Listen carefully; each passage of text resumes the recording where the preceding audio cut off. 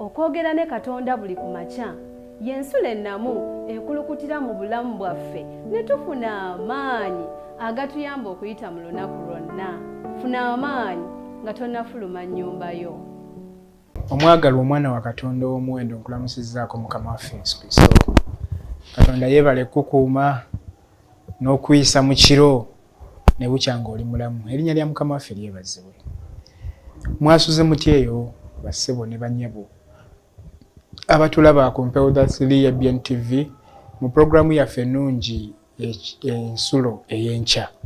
Katonda atuwadde omukisa n'olwaleero tubeereko n'ekyokuyiga.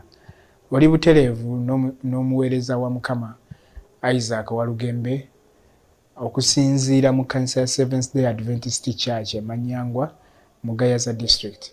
Twebaza Katonda olw'enkya ennungi gy'atuwadde. Akaseera kano nga tugenda mu kyokuyiga kyaffe eky'olunaku olwaleero, olunaku luno olwa Friday, olunaku lwa kuteekateeka Sabbiiti, era nga tugenda okubaako bye tukola. Tusaba era nsaba okitwale nga kikulu. Sabbiiti olunaku olw'omusanvu Saturday we bunaawungeerera olwaleero nga ye yiiyo. Twala omukisa guno okugyetabamu ng'ogiteekateeka ate n'omukisa gwe yasuubiza abamutya Katonda waffe ogugabaneko ku lunaku olwa Sabbiiti. Katwebaze olw'ekyokuyiga kya leero. Tukweyanza Katonda kubanga otuwadde omukisa n'enkya ya leero ne bukya nga tuli balamu. Obulungi bwo n'ekisa kyo byeyoleka gye tuli bulijjo. Nga tugenda okuyiga ekigambo kyo ku nkya ya leero, tuyigirize ng'okusiima kwo bwe kuli. Leero tusaasire okuteeka mu nkola. Otusabye n'okwebaza okuyita mu Yesu Kristo Mukama waffe. Amiina. Tukyali mu ssuula ey'omusanvu ey'ekitabo kyakubikkulirwa. Era olwaleero olunyiri lwaffe olw'okujjukira tugenda okuva mu ssuula ey'omusanvu olunyiri olw'omusanvu kubikkulirwa 7 olunyiri olw'omusanvu. Agamba bw'ati: ab'omu kika kya Simyoni 10,012, ab'omu kika kya Leevi 10,012, ab'omu kika kya Isakaali 10,012. Tuzze tulaba ebika bya Isirayiri nga bwe bizze biweebwa omukisa, nga bwe bizze biteekebwako akabonero okuva lwe twatandika essuula ey'omusanvu ku Sande nga 6 wiiki eno lwe tuzze tutambula nga tulaba Katonda azze ateeka abantu be abateekako akabonero, azze atulabula ku butya bwe tutandika okuteekateeka ekkubo lyaffe n'okweteekerateekera okudda kwe omulundi ogwokubiri. Ekyokuyiga kyaffe olwaleero kiriko omutwe ogugamba nti waggulibwa na muwendo. Waggulibwa na muwendo. Omunnyonnyozi agamba nti erinnya Simyoni litegeeza Katonda ampulira. Njagala okutegeeza omusajja ono Yakobo agenda okutuuma abaana be amannya gaabwe.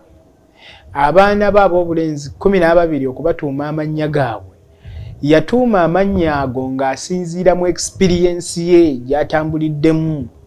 Era ng'amannya ago gategeeza kinene mu bulamu bwa Yakobo jjajjaffe Isirayiri. Olw'ekyo erinnya lya Simyoni litegeeza nti Katonda ampulira. Simyoni ye mutabani wa Yakobo owookubiri gwe yazaala mu Leeya.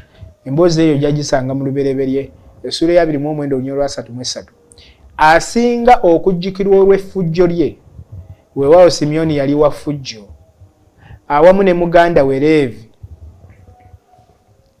Bano abalenzi Simyoni ne Leevi baali bazibu muko, baali batirimbuzi nga tozannyira ku bintu bya kitaabwe newankubadde baganda baabwe. Abasajja bano bwe Simyoni ne Leevi baali nga bwe balumba okukutabaala weekaabirako. Olumu Simyoni bwe yatta abasajja ba Sekemu okwesasuza olw'okutulugunyizibwa kwa mwannyinaabwe. Mu ssuula ya 34 ojja giraba mu lubereberye. Mwannyinaabwe oluusi yafuluma n'agenda eka okunoonya ku bawala banne mutabani wa Sekemu, bo ne bamukwata oba ne bamusobyako. Simyoni yakulemberamu olutabaalo okutta abalenzi abo bonna n'abasajja abaaliwo. Wadde nga yakola ekikolwa kino ekyokwesasuza, ebitone bya Simoni eby'olutalo oluvannyuma byakozesebwa okuyamba baganda be mu kuwamba. Ensi ensuubize yali wa fujjo naye ng'ate munnange ayinamu n'effujjo lye nga lirinamu engeri gye byayambamu baganda be okuwamba ensi ensuubize. Mu ekyo kiri mu kitabo ky'Abalamuzi essula esooka onyolo okusatu ojja kuba ng'olabawo. Era okukkakkana nga Simyoni akkiriza okudda obujja okwateekebwawo kabaka Asa. Newankubadde nga yakola bingi ebitaweesa Katonda kitiibwa, naye twebaza Katonda kubanga oluvannyuma lwa byonna yeekuba mu mutima nadda obujja. Mu kitabo ky'ebyomu mirembe ekyokubiri essuula y'e15 9 ogenda okutunulira nga Simyoni yeewaddeyo okutambula ne Katonda nga bw'ayagala mu kudda obujja okwaleetebwa kabaka Asa. Newankubadde muganda wange effujjo okoze lingi, newankubadde bingi ebyobutali butuukirivu byokoze, ate tobyenyumirizaamu kubanga byekigendererwa kyabyo Sitaani abireese, ate ayagala okulaga nti si byamaanyi nnyo, ayagala okulaga nti si bya kitalo nnyo, Katonda tabifaako nnyo, naye nga bikulya mpola ate bigenda kuzikiriza. Fisaawo akadde olowooze ku bameka abakaabye olw'ebyo by'okoze, ku bameka abafudde olw'ebyo by'okoze. Weenenye ozze bujja enkolaganayo ne Katonda wo. Leevi kyekika ekirala kitegeeza aneegatta nange. Musa bwe yakka okuva ku lusozi Sinaayi n'asanga abaana ba Isirayiri nga basinza ennyana ya zaabu, yayimirira mu wankaaki w'olusiisira n'agamba nti buli muntu ali ku lwa Mukama ajje gye ndi. Abaana bonna aba Leevi ne bakuŋŋaana gy'ali. Ebyo biri mu Kuva essuula ya 32 ojja kusoma olwa 26. Olw'ensonga eno Leevi kyava asigirwa obwakabona. Abayigiriza baayigiriza amateeka ne bawolereza ng'abantu mu maaso ga Katonda, era balabirirwa ku biweebwayo by'abantu olw'omulimu gwa Katonda.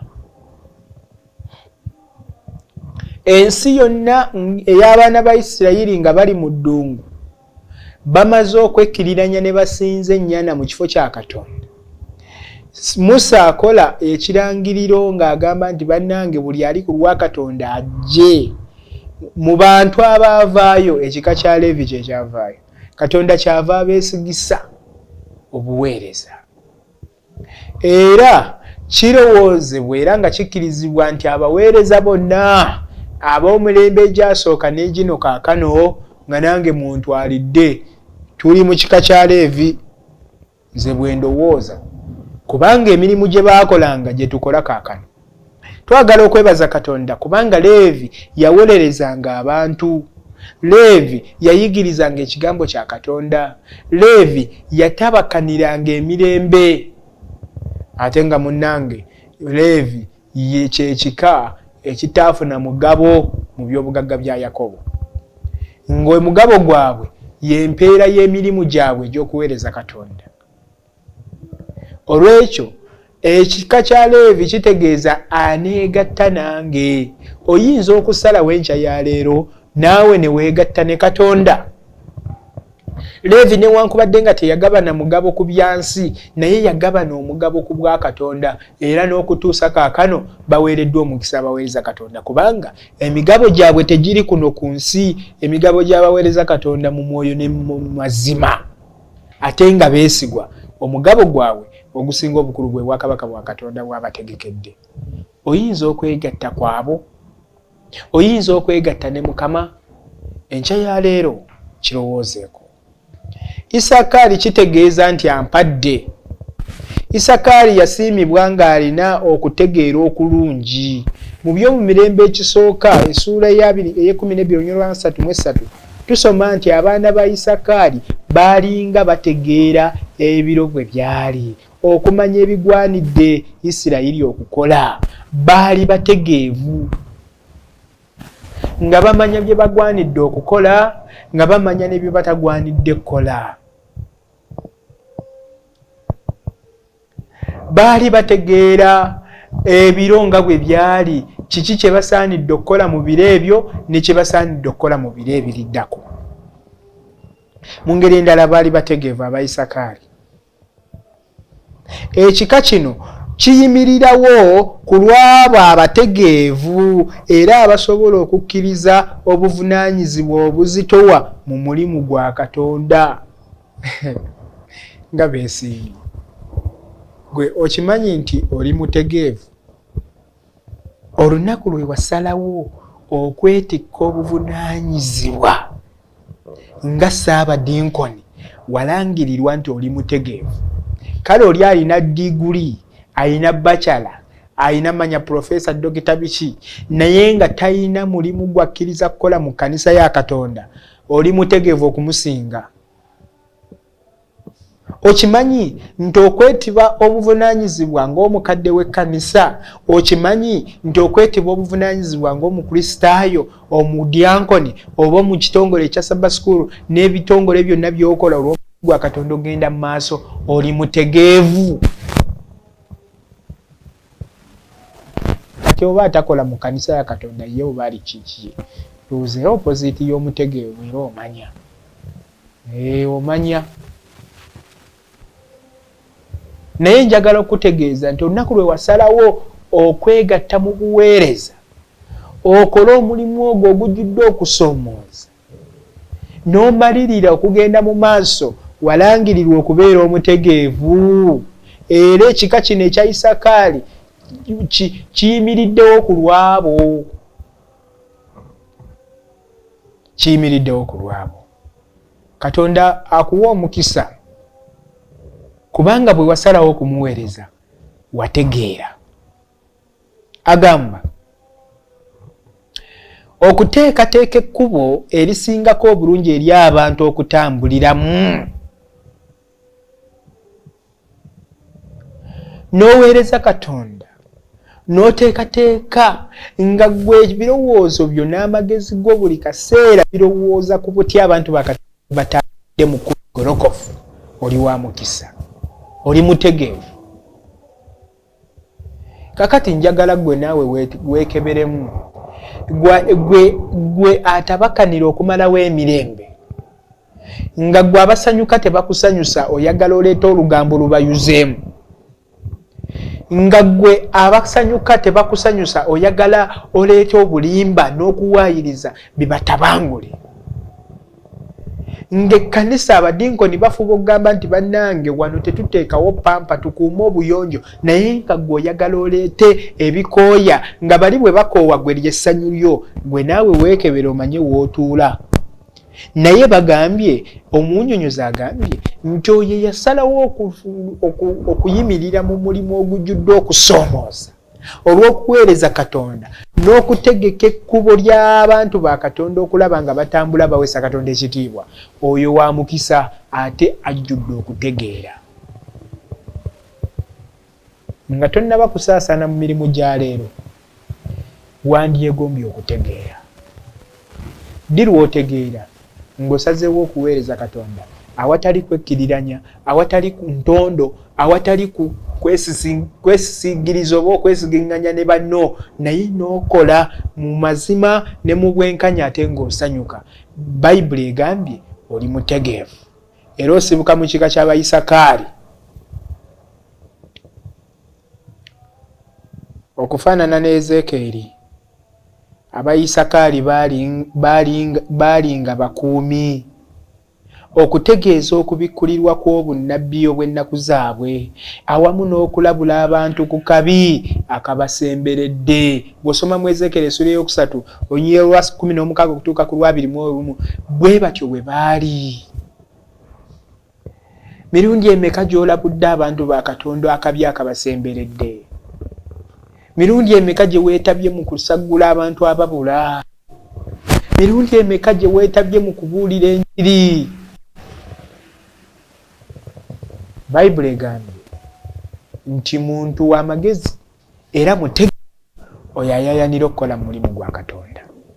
Kyenva nsaba baganda bange nammwe bannyinaze abandaba ku lutimbe luno ate era nammwe abatuwuliriza tukolenga obutaweera tuleme kukoowa tetuddirira mu kukola bungi kubanga kuliko empeera ennene ng'empeera eyo bwe bwakabaka bwa Katonda. Ebisoomooza ne wanisa gy'oweerereza ofubye okukola ng'okola okole ekisaana naye abantu tebakiraba.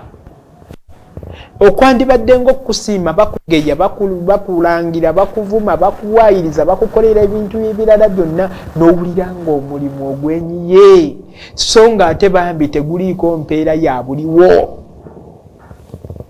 Todduka mu kidyanko wange, todduka mu Sabbath school, todduka mu department obukati tosuulawo kubanga ebisoomooza bingi kituufu naye bisoomooza kubanga oli muweereza wa Katonda. Bw'otaba muweereza wa Katonda kulinaako obuzibu tayinza nakulumbagana. Sitaani ola tulumba nga atusanga bbali ayisa ffe ddala ekimu kubikakasa nti oli mu Kristaayo era omwesigwa naddala mu buweereza buno. Singa bye wali okola tebyalimu makulu abantu abo tebandikwogeredde. Singa bye wali okola byali abantu abo tebandikuwaayiriza. Omulimu ogwo tegwandikuta obudinkoni tegwanditowati naye olwanga byokola birimu empeera bireesa amakulu mu bulamu bw'abantu era abisiima asitula akazito ate nga akayisa mu banno b'omanyidde ddala Bakristaayo bannaffe nga kukoyese obisuulewo naye towanika kubanga agambye wa mukisa era ategeera alina okumanya yaweereza Katonda. Leero n'obwakabona naddala beeyoleka nnyo mu nnaku tugambibwa nti Yesu yatufuula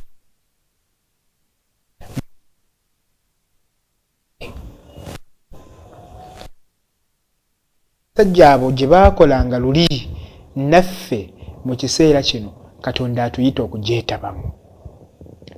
Naye mmwe muli ggwanga ddonde muli bakabona ba kabaka ekika ekitukuvu abantu banvuma. Petero bw'ayogera mu ssuula Petero ekisooka essuula ey'okubironyora 9 omulimu kabona gwakola gwe mulimu gwakola omulimu kabona gwakola gwe mulimu gwakola ku lw'abantu bonna abeetwalira Kristo. Ffenna twayitibwa okwemalira mu mulimu gw'okulokola abaabula era Katonda asuubiza nti alituwanirira era abeere omugabo gwaffe. Okubala essula 18 olunya 2 nga Katonda asuubiza okubeera omugabo gw'Abaleevi abo abeetabye butereevu mu kukola omulimu gwa Katonda. Olw'ekyo muganda wange obuweereza bwo buliko empeera ennene towanika. Obuweereza bwo nga tutuuse mu bwakabaka obwa Katonda tugenda kuweebwa obulamu obutaggwaawo. Lowooza ku bigambo bino okuyita mu lunaku olwaleero. Lubereberye essuula eya 35 olunya 23 agamba bw'ati. Lubereberye 35 23 ayogera ebigambo bino agamba 23 nti abaana ba Leeya, Lawubeeni omubereberye wa Yakobo ne Simyoni ne Leevi ne Yuda ne Isakaali ne Zabbulooni be baana ba Leeya. 23 bw'osomaawo ng'okkirira abaana ba Isirayiri bonna basomebwa ekika kyabwe ebika bino 12 gye bisibuka abaana ba Isirayiri basomebwa. Omutwe gwaffe ogw'olwaleero gwatugambye nti tuli gwagambye nti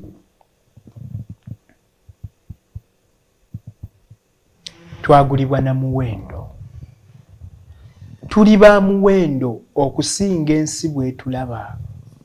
Obuweereza bwaffe, okufuba kwaffe kwa muwendo okusinga ensi kweraba. Oli wa muwendo so nno lw'otasaanidde kweyisa nga atali wa muwendo.